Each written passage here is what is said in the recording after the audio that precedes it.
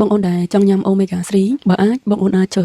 omega 3ណាដែលមាន EPA ហើយនិង DHA ពួកឯង omega 3ដែលដាក់លក់នៅទីផ្សារគឺមានច្រើនប៉ុន្តែសម្រាប់ omega 3ដែលមានដូចខ្ញុំនិយាយខាងលើមានតាម brand តាមផ្នែកអញ្ចឹងណាអញ្ចឹងចូលញ៉ាំ omega 3ហើយរើសយក omega 3ណាដែលមាន DHA ហើយនិង EPA ហើយផលិតផលដែលខ្ញុំយកមកណែនាំនេះគឺមានបញ្ចូលក្នុងនឹងដោយសារប្រភេទ EPA ហើយនិង DHA ហ្នឹងគឺវាជំនួយទៅដល់ខួរក្បាលការអភិវឌ្ឍហើយនិងជំនួយទៅដល់បេះដូងហើយ omega 3ហ្នឹងគឺញ៉ាំបានពីក្មេង6ឆ្នាំទៅដល់ផុតអាយុហ្មងបានន័យថាដល់សម្រាប់6ឆ្នាំឡើងទៅញ៉ាំ1គ្រាប់ហើយសម្រាប់20ឆ្នាំទៅដល់30ឆ្នាំគឺញ៉ាំ2គ្រាប់សម្រាប់30ទៅ